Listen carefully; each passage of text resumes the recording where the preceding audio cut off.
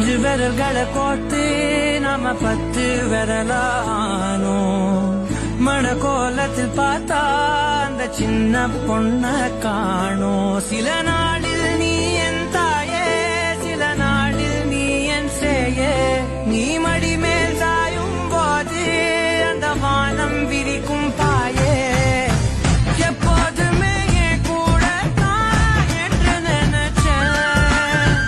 இப்ப நீயோ போகும்போது செத்து பொழைச்சேன் நீதானே